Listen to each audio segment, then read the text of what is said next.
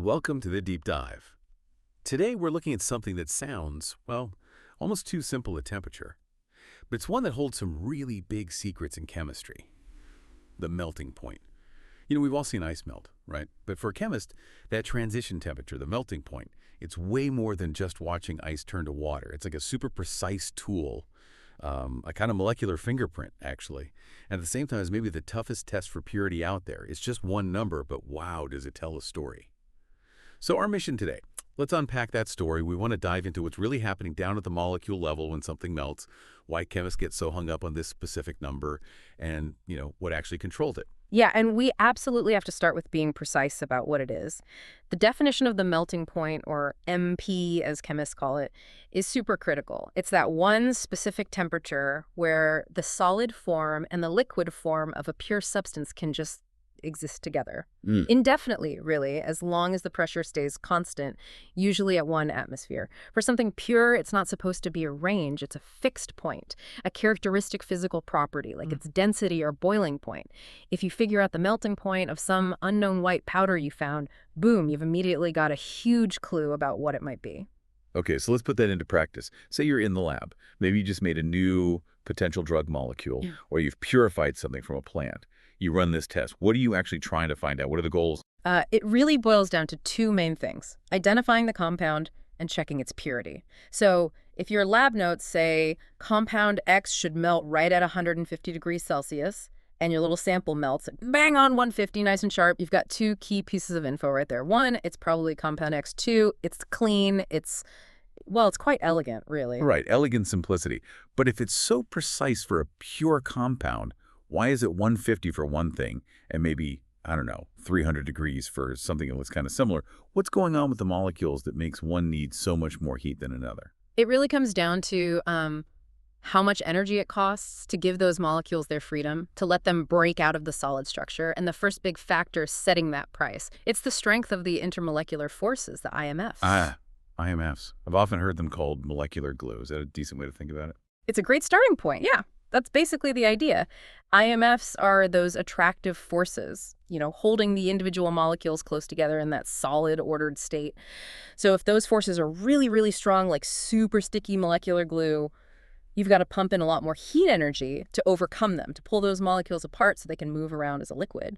Stronger attraction, higher energy bill to break the solid. And that means a higher melting point. Simple as that. Okay, so we're fighting the stickiness. But is it just about how strong the glue is?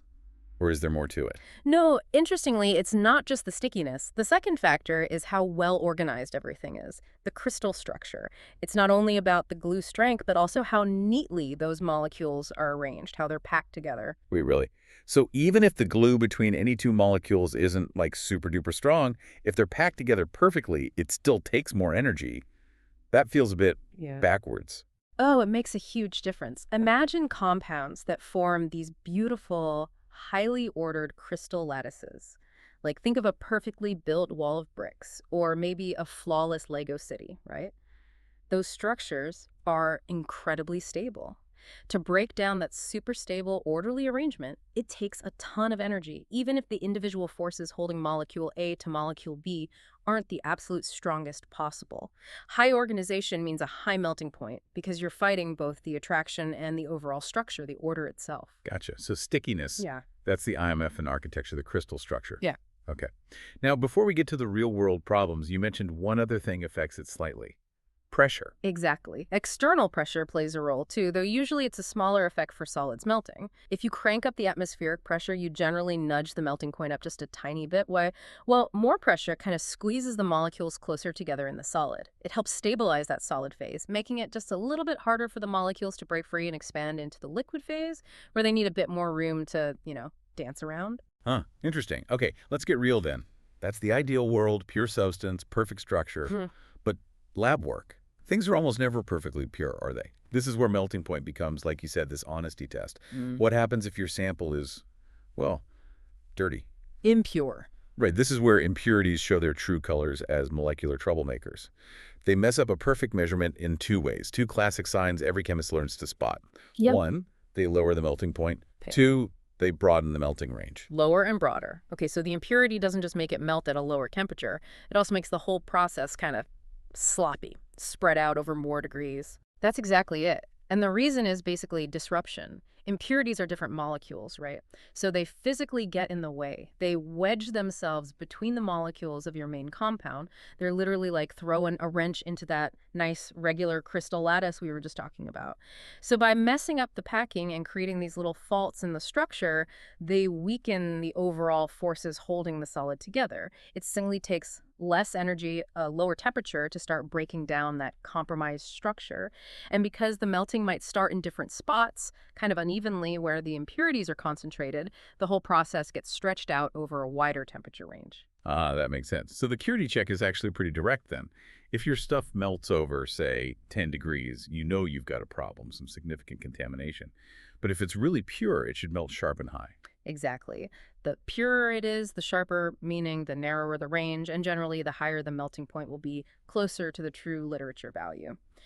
Which leads us neatly into a really clever lab technique for identification, the mixed melting point. Okay, mixed melting point. How does that work?